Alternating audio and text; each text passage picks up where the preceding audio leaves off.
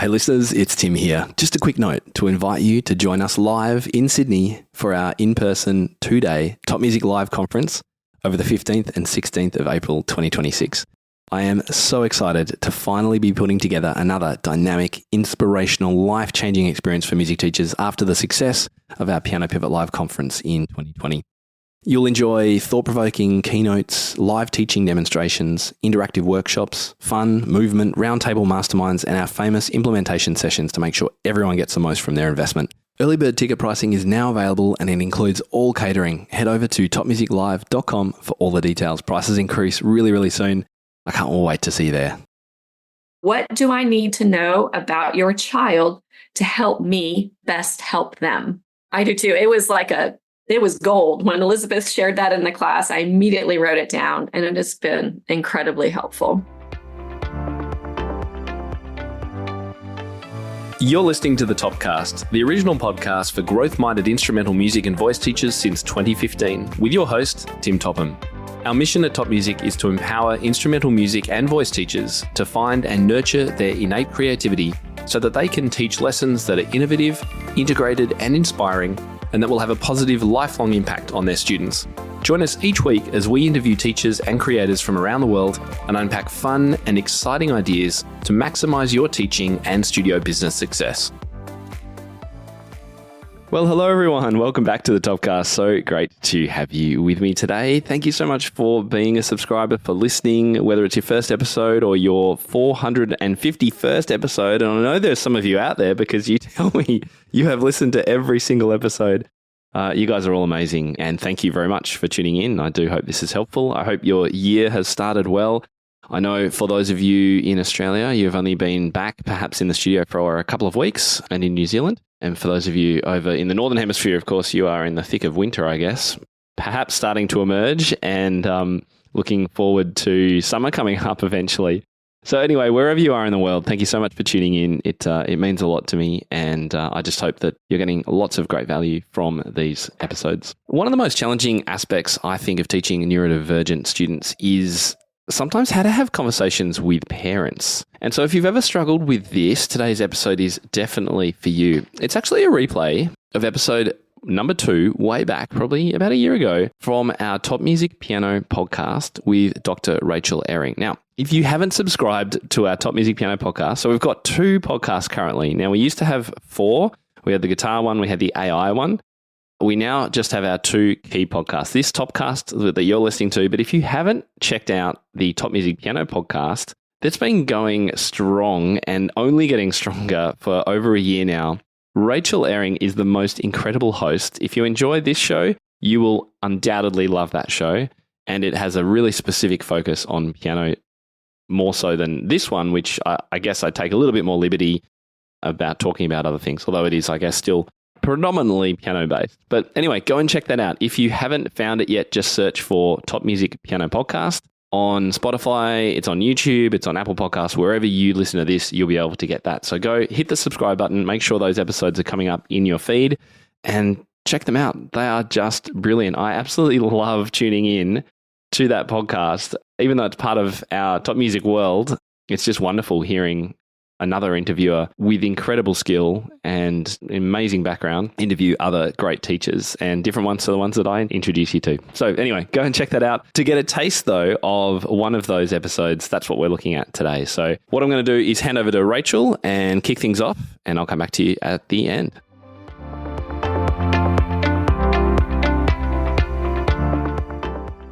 Hi, Tara. Welcome to the show. It's so nice to have you here today. Can you introduce yourself and share a little bit about your teaching studio? Yeah, absolutely. Hi, Rachel. I'm so excited to be here. So I'm a mom of 2 teens. One is in college, other's in 11th grade. I've homeschooled them all the way through kindergarten. My husband is Chris, and he will tell you we've been married for 25 long years. I've been teaching piano for almost 28 years. I earned my master's in piano pedagogy at the University of South Carolina. My teaching has waxed and waned over the years, depending on the season of life that we were in. So sometimes it was few students or no students or part-time. This past year, I am back into full-time teaching, and I really, really love it. Both of my children have neurodiverse diagnoses. And so having that experience as a parent, I started to teach that way in my studio. And I've leaned more and more towards specializing in teaching students who are neurodiverse. And I really, really love it. They experience the world differently, and that can be hard work for them. And so I want them to come to my studio and it be a place of respite, a place of joy to create music. Yes. And that's why I wanted to have you on this show, is I think you bring such a special perspective being a mom of those kids as well as a teacher. Would you mind sharing just maybe a little bit more of your journey to becoming an expert in this field of neurodiverse students? Oh, absolutely. And it's purely by accident, perhaps divine accident. My son was diagnosed with Asperger's when he was younger. People may or may not know Asperger's is not in the current DSM. It is now lumped under general autism. My family still refers to it that way because that's how he was diagnosed. And he also has ADHD. I have another child with Tourette syndrome who was diagnosed at 8 years old. We decided to homeschool them so that they wouldn't be left behind. I knew they had specific gifts that we could just run away with, and I could use those gifts to help strengthen their weaknesses. And we fell in love with homeschooling. So then over the years, I've led a couple of homeschool groups, and a lot of times parents will homeschool because of their child's diagnosis and that they can customize their education. So I had a lot of parents come to me with questions, and I learned quickly to, stop for a moment and tell me what they're good at. Tell me about your child and what they love. So that just kind of built life experience and compassion with it. Also, being at University of South Carolina with Dr. Scott Price was a huge influence. He was specializing in teaching autistic students. And so watching him take that journey has always been fascinating to me.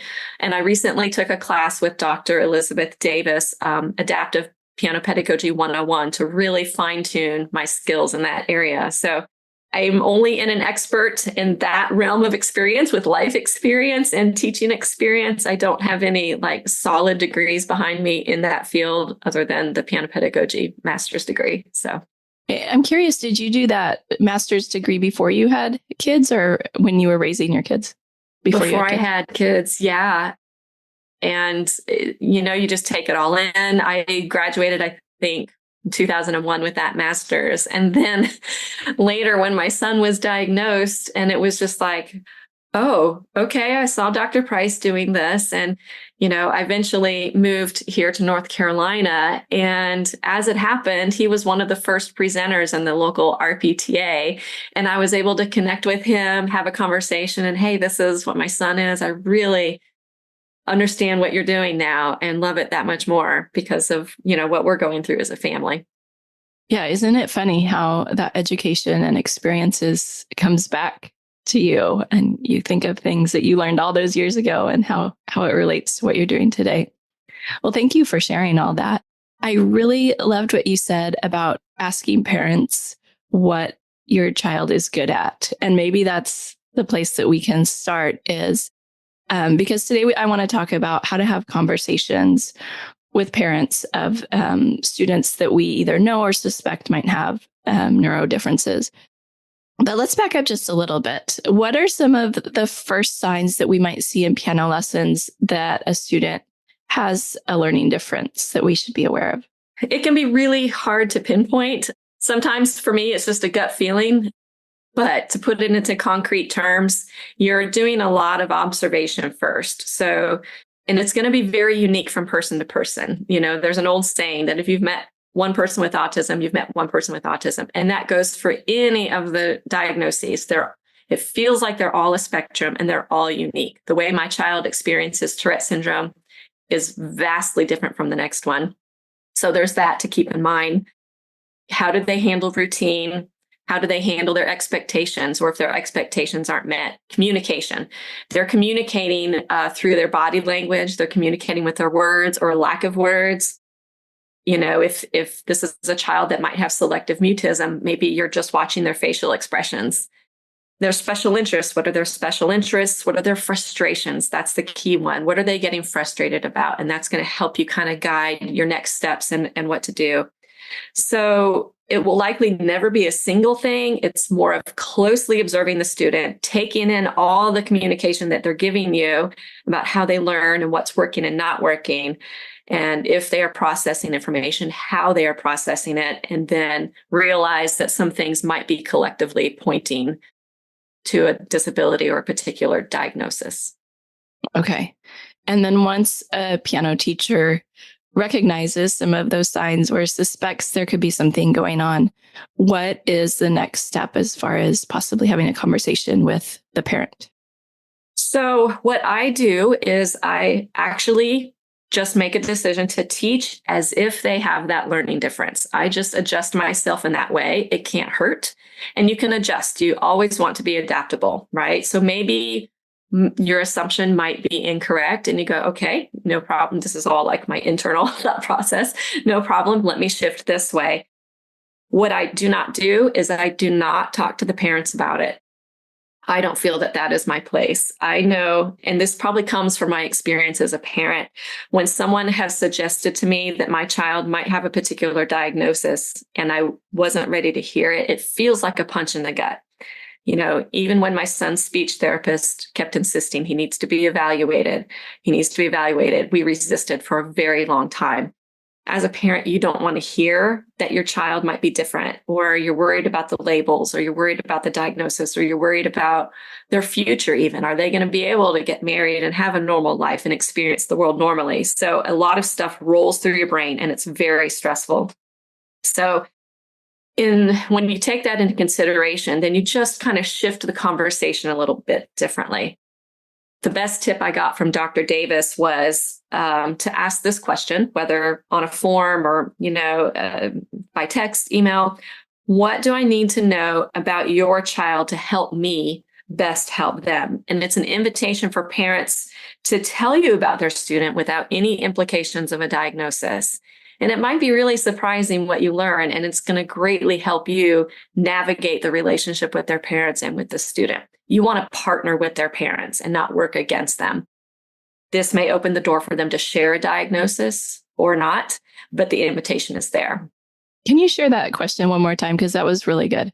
Yeah, absolutely. What do I need to know about your child to help me best help them? I do too. It was gold. When Elizabeth shared that in the class, I immediately wrote it down, and it has been incredibly helpful.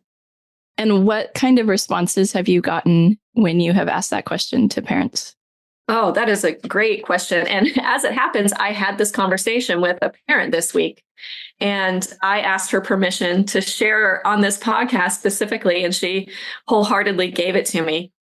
So the way that I approached this was in the lesson. She's a very sweet, hands-on parent. She would talk to her son and say, hey, you're being a little bit squirrely. I need you to settle down and focus. So I texted her later and I said, and I used her language back with her so that I wasn't being inadvertently offensive. And I said, how can I best teach him on his squirrely days?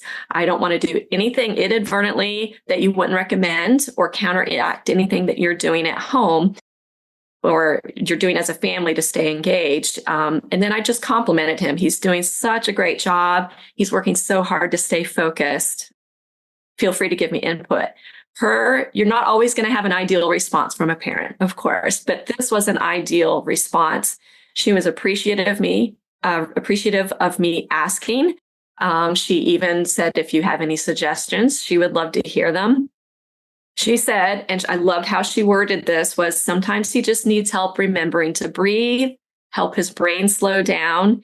He wants to look and touch everything, and he's thinking of a million questions all at once. So she said, and this is the phrase I loved, it's not a lack of engagement, but over engaging in everything at the same time.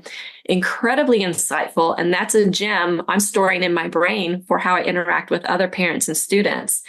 And she gave me tips. It helps him to have a synopsis of what to expect. He wants to touch. Right now, he's in awe of the sounds coming from your piano because I have a small grand piano. So my response was perfect. This helps me. And this is what I told her. I am going to slow my speaking pace down. I'm going to lower my volume and then kind of breathe with him without saying that I'm doing that. I have a tactile switchboard that I can put lesson elements on that when we finish one, he can slide the switch and it's done. Or I can create like a visual system of what we're going to do next. And that takes away the anxiety of what to expect and kind of, I think, will help him focus. So we'll try it and see how it goes. And so it was just a wonderful way to partner with the parent and have that ongoing communication. Because what you want to do is build trust with that parent. Yeah, that sounds like a really helpful conversation. And I'm sure it will open up the doors to more conversations in the future. And she probably gave you some insight, possibly into other students and what they might be feeling as well by using that word of over engaged or whatever the word was that she said. Over engaging and everything at the same time. That was just gold. Like, I feel like I could, use that phrase and kind of look around at my studio and go, I think I have some other students and this could be helpful to help me make things easier for them in the studio. Yeah, but that is excellent advice.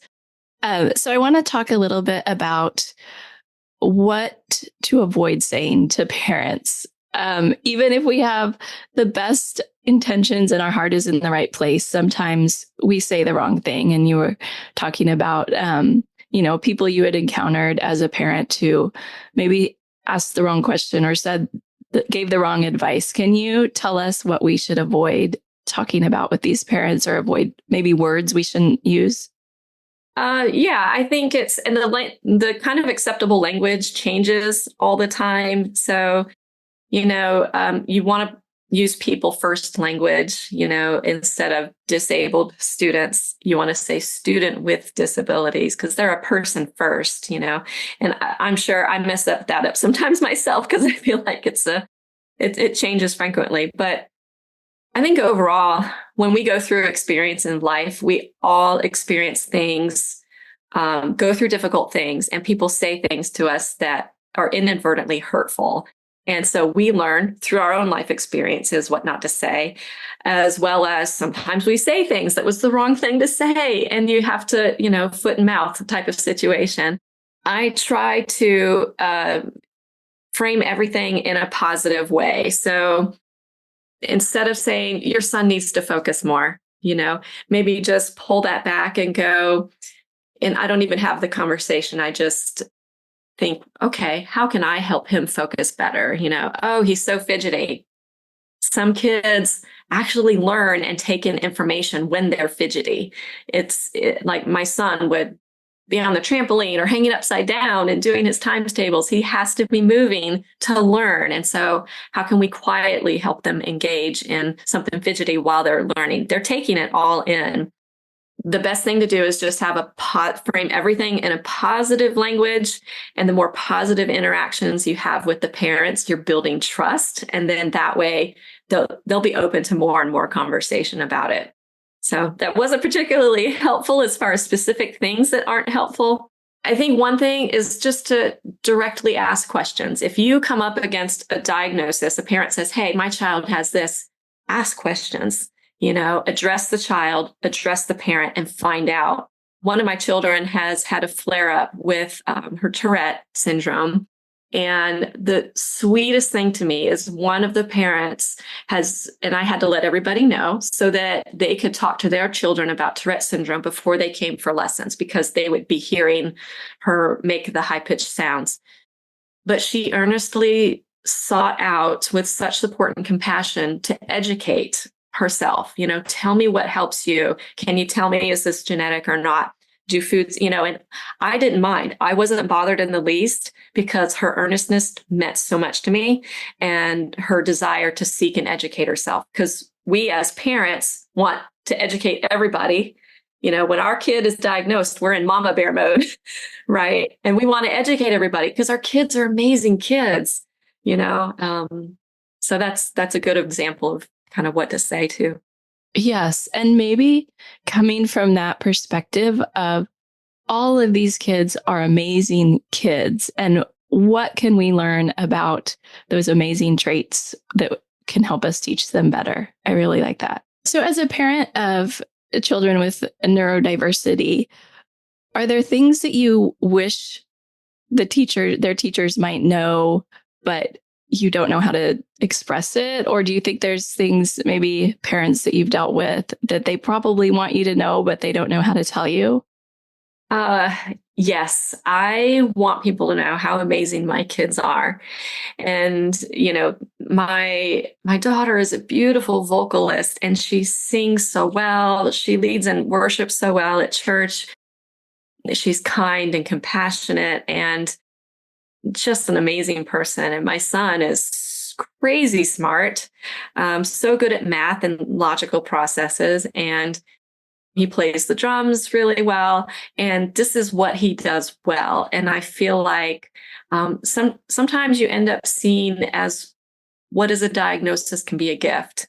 There's things that he can do. His brain is brilliant in this way, but social skills may become more difficult for him. So he has to work at social skills, whereas some of us come across them intuitively, Things I want as a parent, I want them to know is we're exhausted as parents. Like it's hard being a parent, of course, right? But when you add on an extra diagnoses, all of a sudden you have all these doctor appointments, you have therapy appointments. If you go to a public or private school, you might have IEP or 504 meetings. You're researching. You're in addition to dinner, and then in addition to really helping your kid cope with whatever symptoms or traits that they have. If I need to help my child with Tourette, like have a calm moment, then I need to put aside everything I'm doing. So sometimes it feels like you're just barely keeping your head above water. So, I want my parents to come to my studio to know, hey, I get it. I've been where you are. If you forget your books, I don't even care. I've got extra copies. I don't need that to be an extra stressor in your life. You didn't have a week where you guys could fit in a lot of practice. That's okay. There is so much more that we can do. So I want music to be a place of respite and joy for them and not one of pressure. That's really good advice. And maybe allowing that piano lesson too to be a break for the parent where they don't need to be involved. They don't need to be telling their kid to focus or whatever. Just let the parent have a little break then. Yeah. Oh, absolutely. If we get a moment to read a little bit. Sometimes if I've just started lessons with a student, I might, and they're younger, sometimes I need the parent involved because I'm still, it takes several weeks to really get to know a student and they're equally getting to know me. Right. And so building a good, solid rapport is important and building that trust. Yeah. And I love what you said at the beginning about wanting people to realize how amazing your kids are, because I think sometimes, probably unintentionally, we think of these students maybe with the diagnosis first. And rather than thinking, this is my student who has perfect pitch and can play really well by ear, we think this is my student who's squirrely or, So I think that's really good to focus on those amazing qualities because every one of these students has so many amazing things that we can focus on, right? Oh, absolutely. And then you can use those gifts in your teaching, right? If I have a student I have a sweet young man who loves monsters. And so to bring in monsters in any way that I can is helpful. I'm using something that he loves and knows to connect to something that is unknown. So if we're introducing like moving an octave lower, wow, can you move that song down to where a monster might sing it? And then you can introduce like the sound before symbol. Then you can introduce, this symbol means you get to move lower and sound like a monster. And if another student it's dance, another student it's baseball, or try to use what they love to connect it. There's, students on the spectrum might have a special interest, like they're hyper-focused into an interest, right? So one student, it might be bugs. And absolutely, we will incorporate bugs any way that we can because that gives them joy and helps them feel comfortable. a lot of times these students don't feel in control of their world, right? Sometimes their body feels out of control, like in the event of tics, or, they have to go to so many appointments. And so what they can control is precious to them. A special interest gives them comfort and control from that kind of anxiety. And that's one of the beautiful things about teaching one-on-one is we can hone into that special interest in a way that maybe a classroom teacher can't. We can relate everything to bugs or rainbows or whatever it is. Exactly. Yes.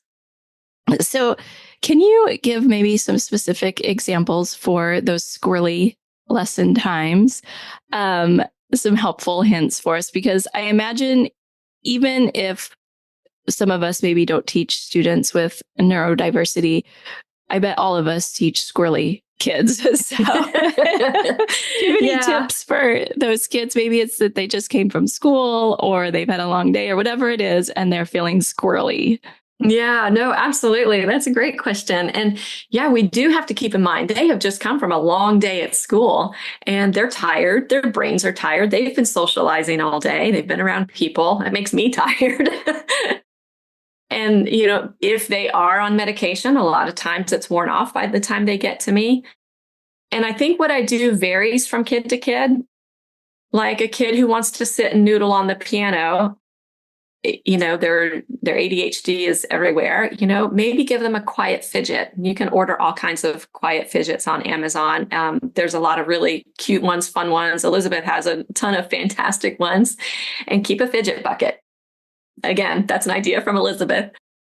I also try to make it a point to switch activities rather quickly. Focusing on something too long may be a challenge unless they start to hyper-focus. Students could, if they're diving into something they love, they could stay hyper-focused for a while. And so you want to use that hyper-focus moment to really focus on a piece. I have a fish tank in my studio, and again, completely by accident. We ended up getting a bigger fish tank. Where it fit was kind of right in my foyer where my studio is. And just the slow pace of the fishes and it's got live plants moving around, it slows them down. So if they need a brain break, hey, why don't you go see if there's something new in my fish tank? So now they're off the bench, they're walking around, they're looking at something different. We'll do that for a few seconds, and then we'll come back and switch to a different activity. And so just constantly switch, and have a lot of tools in your toolbox that you can have at the ready. So I may have a skeleton of a lesson plan, but I also have tools ready to go just in case. That's really good advice. I bet the fish are very calming to them. And then calming to me. Yeah, I'm sure. Just having some off-bench activities ready and movement activities and things like that. That's really good advice. What advice do you have for the average piano teacher who doesn't have much knowledge or experience around this topic, but still wants to be an effective teacher to these students? This is a fantastic question. I am a lifelong learner. I love learning anything, diving into things. So I would say learn, and learn some more. The landscape does change rather frequently. So keep up to date with the latest research, the latest methods, the latest tools, the podcasts. And so keep educating yourself. Talk to your parents and earnestly seek to learn from them. If they have shared a diagnosis, can you tell me more about that? Or can you point me to resources? You could go to, if you have a student with Tourette, that one's just fresh on my brain because it's what we're in the middle of right now. Go to the Tourette Association, educate yourself, and get that background so you have some knowledge. Dive into books, webinars, blogs. But the key is to make sure you're seeking information from a specialist. There can be a lot of anecdotal things that teachers may point out that may work in that one instant, but might not be a good general rule. And so just research-based, peer-reviewed resources. I highly recommend Dr. Davis, Dr. Scott Price. I have another name on my brain that I can't think of at the moment. In this day and age of social media and internet, it's easy for anyone to build a brand and a platform and inadvertently share misinformation. So about how to handle students like this. And so I think it's important to really seek out solid research-based material and specialists. I'm no expert by any means. I have life experience behind me, but now I'm seeking to dive in and learn materials like this. So that's what I would recommend for teachers who want to know more about it. Ask questions, reach out, research, get to know, and constantly learn and be humble. If you learn something or do something or use a technique that doesn't work, just be gracious to yourself. Okay, that didn't work. Make corrections in humility. And that is just kind of the key to life, I think. I agree. Yes. Thank you so much, Tara. This has been really, really insightful for me, and I'm sure for our listeners. And I'm going to be interviewing Dr. Davis as well. So she'll be on the podcast in a couple of weeks here. So that will give teachers another resource. But if teachers want to connect with you, is there a way that they can reach out to you? Yeah, I have a website. I need to work on it. But you can reach out to me, TaraMockPiano.com.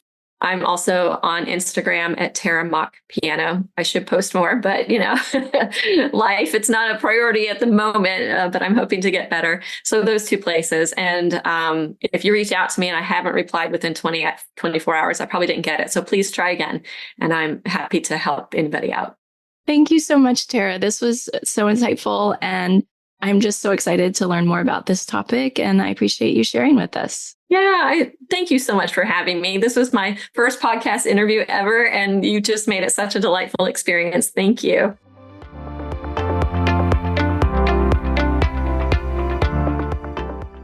Well, I really hope you enjoyed hanging out with Rachel and Tara today, part of the Top Music Piano Podcast replay. As I say, go and check out that show. If you haven't already, it is absolute gold. And it's all free as well, just like this show, completely free and packed with teaching and business strategies and information for you. Now, as you know, because this month is all about teaching neurodivergent students, we are offering a crazy price on our flagship comprehensive multi-module course called Unfazed, Teaching Neurodivergent Students. It's available inside our Top Music Pro membership, but it's also now available for one-off download. There's about 20 modules, multiple PDF handouts, examples, excerpts, and our course creator, Selena Pistoresi, is just so engaging to watch, and she shares videos of her teaching neurodivergent students, and not the easy ones to teach, the really challenging ones. And so I guarantee, if nothing else, you will definitely become more confident from this course, but you'll also be validated in some of the feelings you might be having about the struggles that you're also experiencing. So go and check it out. It's just $99, topmusic.co/courses, and just search for Unfazed or Neurodivergent or Selena. You'll be able to find it really, really easily. That's it for the show this week. Now, I'm hoping next week I'll be able to announce finally our Top Music Live speakers and give you some idea of the schedule. That is my goal. I'm working really hard on it as I record this to make sure we've got everyone in place that we need. And I can tell you now, you are going to be blown away by the group of people that are going to be coming to speak at this event. If you haven't already got your tickets, make sure you have. Can't remember. I think we're still on early bird pricing. I'm not exactly sure exactly when this episode is going to be coming out, but whatever pricing is up is the best pricing you'll be able to find. All the details, watch a video of a past event, etc. It's all at topmusiclive.com. I can't wait to see you there. How do you keep up to date with all the latest trends and research into music education? How do you connect with other teachers around the world and make sure your teaching stays fresh and relevant for students of all ages and stages, both now and into the future? I created our Top Music Pro membership to be the one-stop shop for music teaching resources, training, support, and community, and I'd love for you to come and join us inside. With over 40 comprehensive training courses, hundreds of teaching demonstrations and lesson plans, free monthly sheet music, discounts, and all the business and pedagogy support you could ever need, Top Music Pro is the community you've been looking for. If you're ready to level up your learning from the podcast and join thousands of other teachers in our global network, head over to topmusicpro.com today. If you enjoy this show and want to hear more of our work, be sure to subscribe to this podcast wherever you're listening today. For links and resources mentioned in this episode, visit us at topmusic.co/podcast or check out the show notes. I'm Tim Topham. Thank you so much for listening. Enjoy your week ahead, and I'll catch you next time.